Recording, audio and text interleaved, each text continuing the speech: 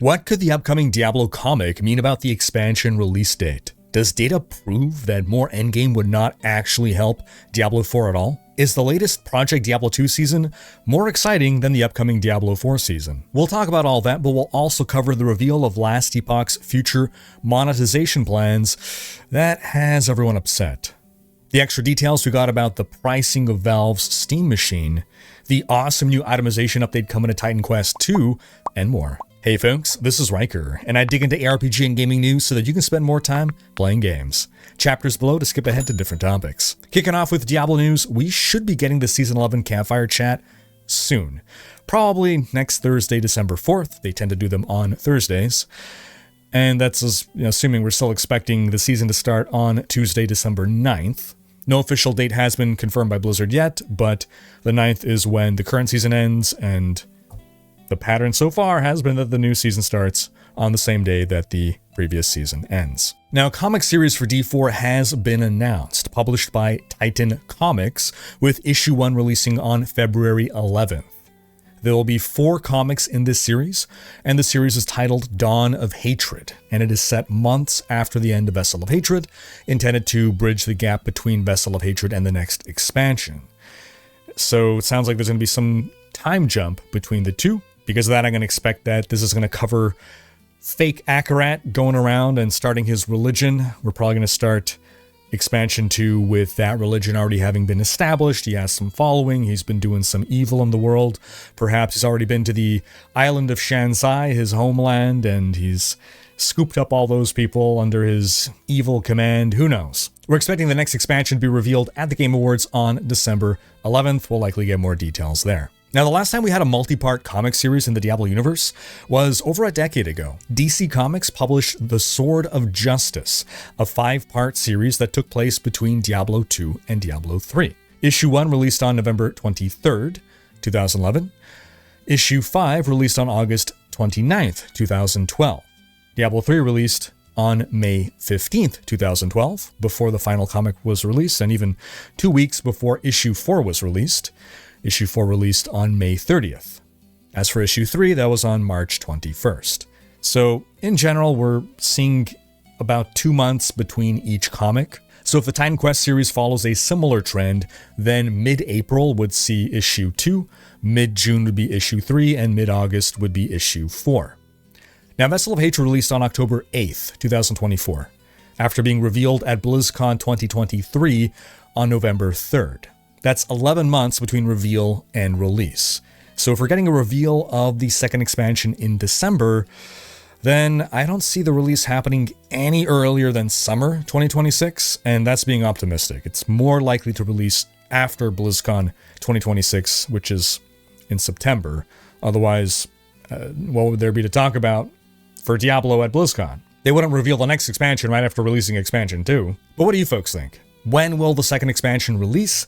Give your predictions in the comments below so that in 2 weeks from now you can point back and say, hey, I was right. Now, on another topic, an interesting bit of data that Redditor Cultural Ninja 6 put together was the relative retention of different ARPGs based on Steam data.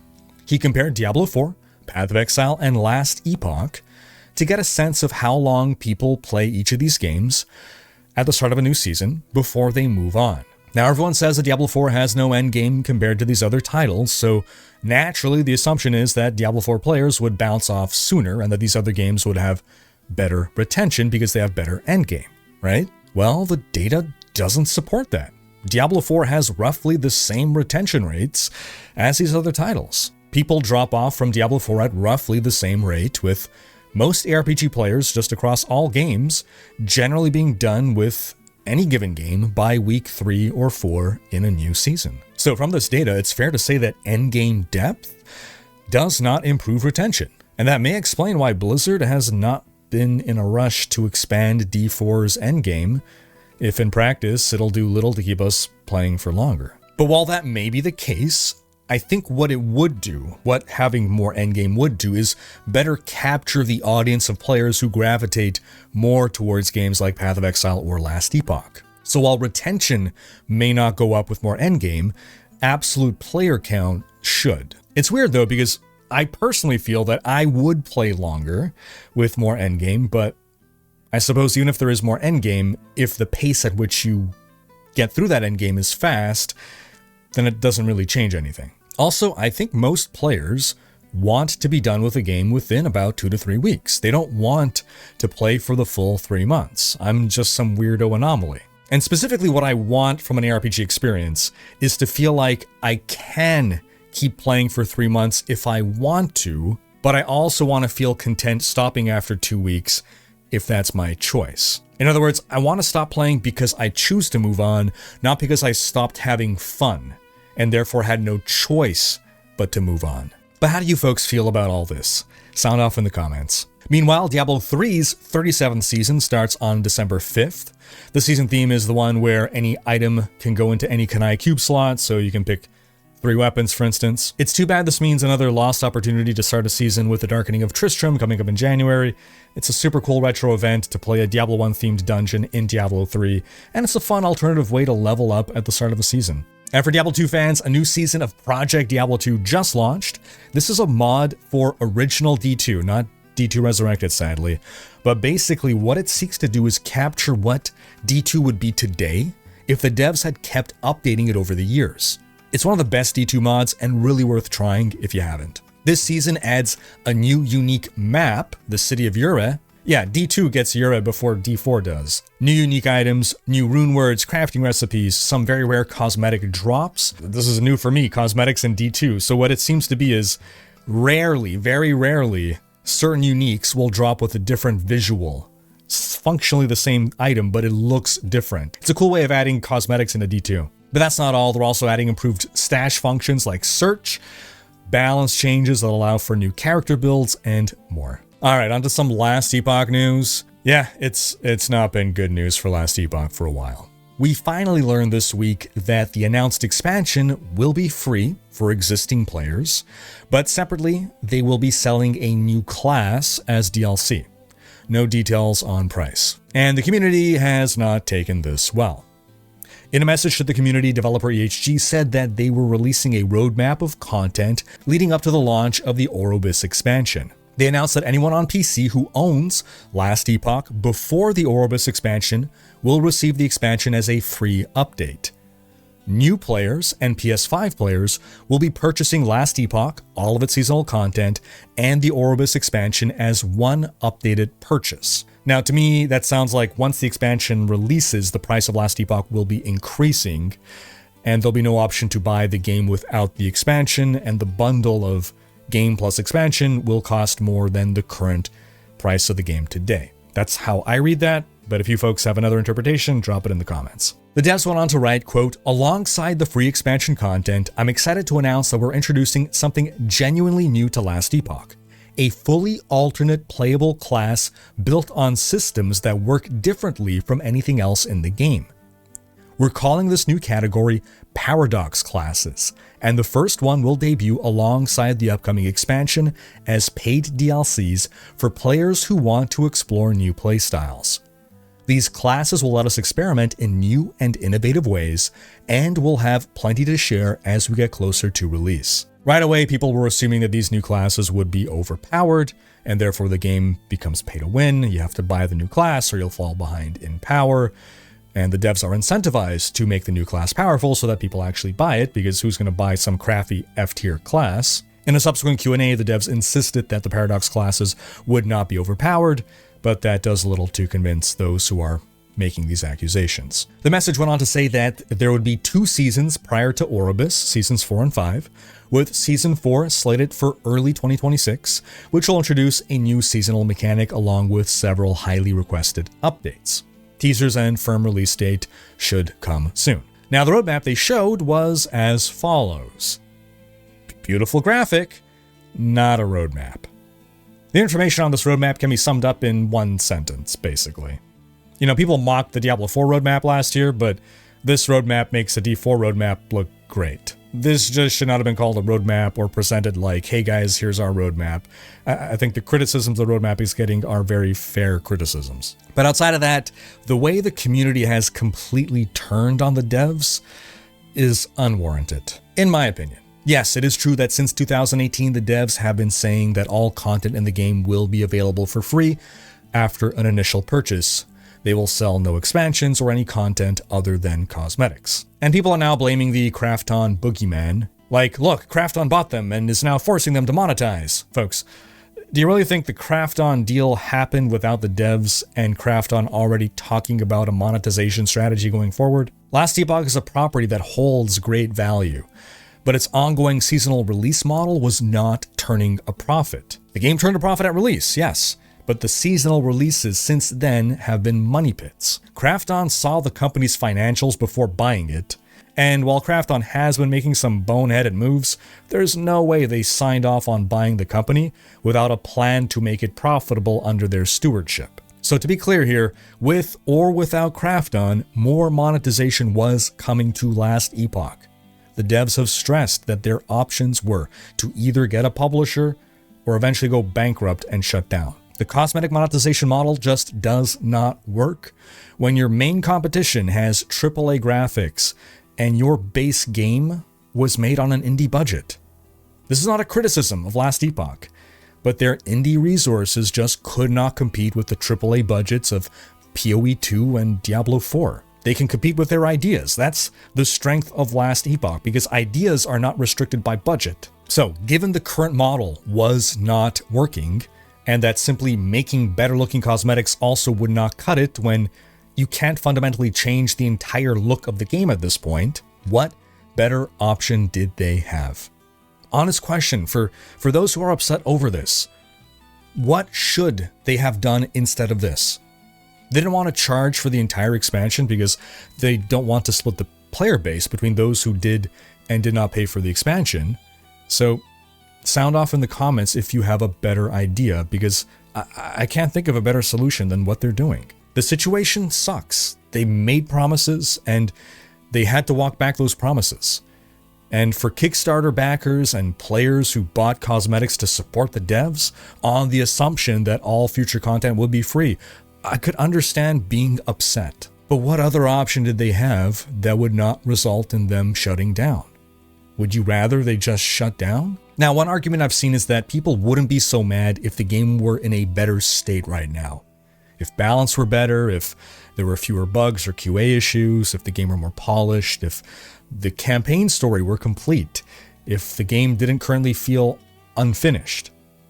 And that's a reasonable argument. If everyone felt the game were in an excellent state, then paying for more content would sound more agreeable. At the end of the day, the devs bit off more than they can chew.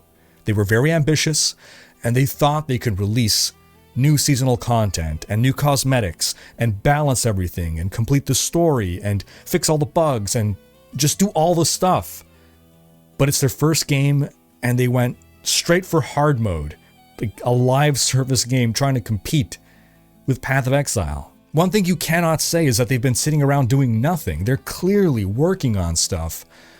They're just drowning. There's too much that needs to be done. Too many promises to deliver on. That's why they're hiring more and more people, which is incurring more and more expense. So what's the solution? And look, folks, if I sound biased defending these guys, I've met Judd and members of his team in person. I've hung out with them. Judd's a great guy. Really, you know, you meet people sometimes and you can just feel this dude's a good dude, you know? He was a man with a dream and he made that dream come true. Folks, let's not turn his dream into a nightmare. His journey started with a Reddit post. He could have been any one of us from the ARPG community taking the initiative to make the game that we wanted to play. If the direction the game and the company are taking means you don't want to support them anymore, that's fine. That's fair. As a consumer, you are absolutely allowed to vote with your wallet, and it's your right to do so. I'm not trying to convince you to keep backing the game if you don't like what's happening with it, but just understand that there's no greed and there's no malice at play here. And as upset as you may be that Judd has broken his promise, I can guarantee you that he has lost more sleep over that than you have. All I'm saying, folks, is let's be civil here. In some Vampire the Masquerade Bloodlines 2 news, publisher Paradox has actually come out and said, my bad. In an outcome that all fans saw coming, the game did not review well and it did not sell well. In fact, according to data from Games Discover Co., the game may have sold as few as 120,000 copies on Steam, amounting to about $4 million in revenue. But Paradox is not blaming the devs. The CEO of Paradox said in a statement, quote, "Vampire the Masquerade Bloodlines 2 is a strong vampire fantasy, and we are pleased with the developers' work on the game. We've had high expectations for a long time, since we saw that it was a good game with a strong IP in a genre with a broad appeal. A month after release, we can sadly see that sales do not match our projections, which necessitates the write-down." That write-down? $37 million. This game went through 10 years of development hell, initially being developed as a proper sequel to the original 2004 cult classic. But after the game was delayed twice and the two creative leads on the project were let go, Paradox eventually gave the project to a different studio, rebooted it, and that led to the game we got today. A game that is not by itself a bad game, it's just a very different kind of game to its predecessor. So it fails at being a good sequel. If it had different marketing, a different title, this could have been a successful game. The CEO went on to say, quote, "The responsibility lies fully with us as the publisher. The game is outside of our core areas. In hindsight, it is clear that this has made it difficult for us to gauge sales. Going forward, we focus our capital to our core segments and, at the same time, we'll evaluate how we best develop World of Darkness's strong brand catalog in the future." So at least they recognize and acknowledge what went wrong. And he also asserted that post-release plans for the game will not change. They promised 2 expansions. They're going to deliver those 2 planned expansions in 2026. Then, in a quick update on Valve's upcoming Steam machine, they've confirmed that the pricing will be competitive with PCs of equivalent performance. They will not be subsidizing the hardware to bring prices down. And it seems they don't want to commit to a public price yet because, well, they don't know what the price will be because the market is absolutely scuffed right now with RAM prices going out of control.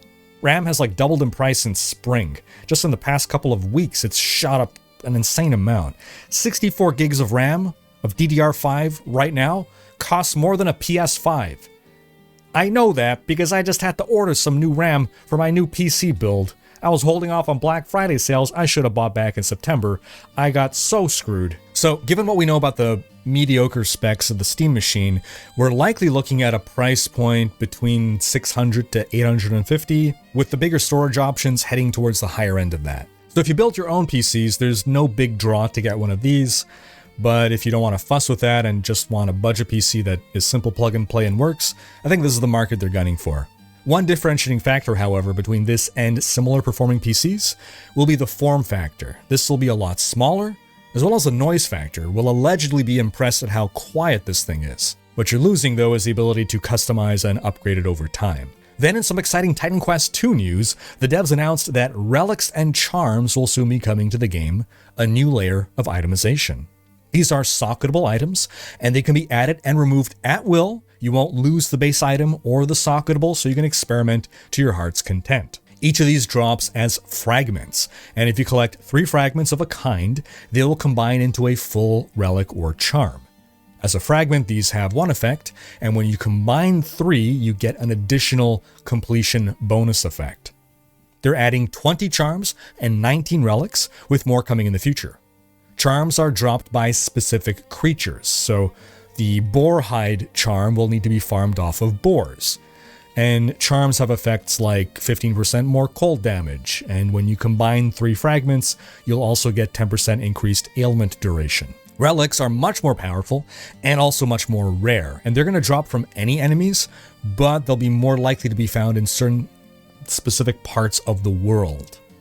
The relic base effect is stronger than a charm base effect, and the completion bonus is much stronger, on the same level as epic items. They're so strong, in fact, that you'll only be able to equip a certain number of them. Oh, and great news, relics and charms will not clutter up your inventory. They'll have their own specific section. Also, specific relics and charms may only be socketable into specific base item types like weapons or rings or amulets. For now, both relics and charms exist in their basic rarity, but in the future they're planning to add higher rarities that make their effects stronger, but they'll be more difficult to get. So I'm pretty hyped to have these added to the game. This is a great addition to the itemization. Then in some quick Path of Exile news, we got the teaser for the upcoming League Fate of the Vol. Full reveal happening on December 4th. League launching on December 12th with a free-to-play weekend going from the 12th to the 15th. Now folks, do be sure to have seen last week's video in which we discussed the latest drama with Last Epoch's publisher, Krafton. This story just won't stop getting worse. Because that's going to wrap up this video. Thanks for watching, folks. Wishing you all a happy Thanksgiving weekend.